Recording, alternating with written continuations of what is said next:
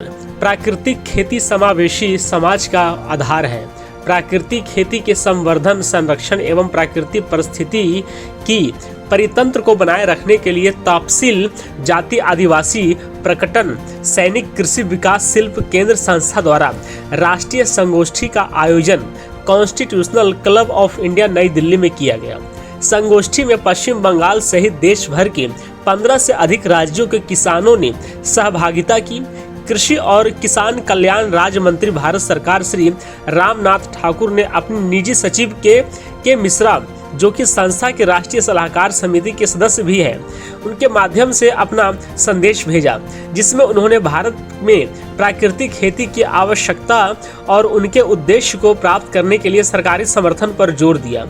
इस संगोष्ठी में संस्था के सचिव सोमेन कोले, एमआईटी विश्वविद्यालय के कुलपति और संस्था की राष्ट्रीय सलाहकार समिति के अध्यक्ष प्रोफेसर पीवी शर्मा, यूपीटीयू के पूर्व कुलपति संस्था के संरक्षण प्रोफेसर आर.के. खंडाल, एनएसी के सलाहकार और स्वावलंबन के निर्देशक डॉक्टर नरेंद्र कुमार, उत्तर प्रदेश कृषि अनुसंधान परिषद के अध्यक्ष कैप्टन विकास गुप्ता, यूएनओ के शांति राजदूत डॉक्टर के.एस. राणा, सेवानिवृत्त आईपीएस आमोद के कंठ, प्रयास जेएसी के संस्थापक और संरक्षण सौरभ शर्मा, भाजपा के पूर्व राष्ट्रीय उपाध्यक्ष श्याम जाजू, निदेशक भारतीय रेलवे मनीष सिंह आदि सम्मानित लोगों ने भाग लिया एवं प्राकृतिक खेती जैसे महत्वपूर्ण विषय पर अपने अपने विचार रखे।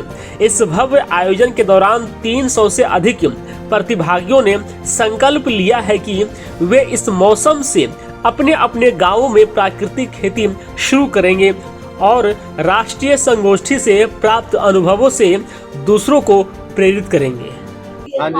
जय श्री शंभू, नमस्कार। मैं सोमेन कोले हूँ, सचिव तपसील जाति आदिवासी प्राक्तन सैनिक कृषि विकास शिल्प केंद्र। हमारा ऑर्गेनाइजेशन आज यहाँ पे एक नेशनल सेमिनार कर रहा हूँ नेचुरल फार्मिंग के ऊपर, क्योंकि आज देखिए देश को आगे ले जाने के लिए, देश को जनगण को आगे ले जाने के लिए, क्योंकि आज सभी लोग, आप लोग जानते हैं क्योंकि मीडिया से जुड़े हुए हैं, कि ऐसा कोई घर नहीं है जहाँ जिसके बीमारी नहीं है। बीमारी आता है कहाँ से? फल फ्रूट सब्जी से आता है। तो ये जो सब्जी जो खेती से होता है, वहाँ से पेस्टिसाइड और खाद डाल के ऐसा बना दिया क्योंकि उसका उपजा हुआ चीज खाते ही ज्यादातर ऐसा होता है। देखिए आज देश में बहुत गवर्नमेंट हॉस्पिटल है, फिर भी नर्सिंग बहुत होता है, लेकिन कोई भी खाली नहीं चलता है, रमरमा करके चलता है। क्यों चलता है? एक ही रीजन है, जो खाने पीने जो सिस्टम है हमारा इंडिया पे, इसको बदलना चाहिए। तो इसके पहले ऑर्गेनिक खेती तो होता ही था। अभी जो हमारा प्रधानमंत्री मोदी जी का जो सपना है कि नेचुरल फार्मिंग को बढ़ावा देने के लिए, इसके लिए जो गवर्नमेंट ऑफ इंडिया ने एग्रीकल्चर मिनिस्ट्री में 1,52,000 करोड़ रुपया उन्होंने किया है, दिया है।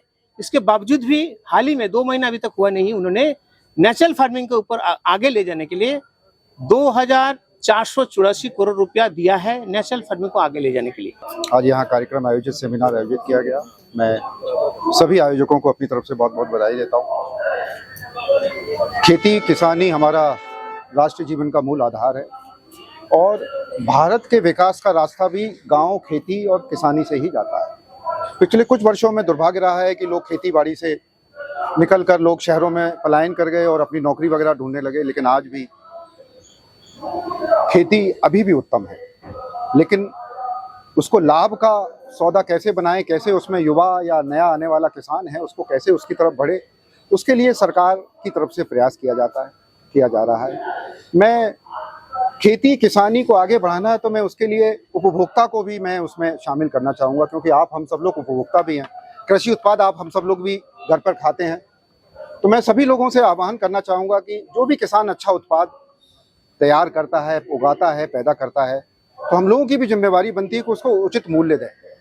हम लोग क्या करते हैं कि मॉल में चले जाते हैं, सब्जी मंडी में चले जाते हैं, जो सबसे सस्ती सब्जी होगी, जो सबसे सस्ता उत्पाद होगा, वो खरीदने का प्रयास करते हैं और अपनी बचत को करने का प्रयास करते हैं। यहीं से ही कृषि का भी दुर्भाग्य चालू हो जाता है।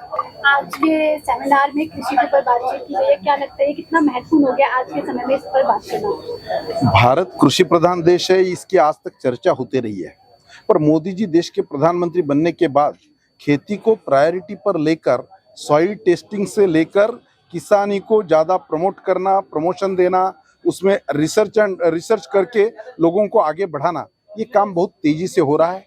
सरकार ने भी ये सोचा है, पर कोरोना के बाद लोग ज़्यादातर अपने हेल्थ के बारे में सोचने लगे हैं और हेल्थ का और खेती का बहुत अपरिहार्य ऐसा संबंध है।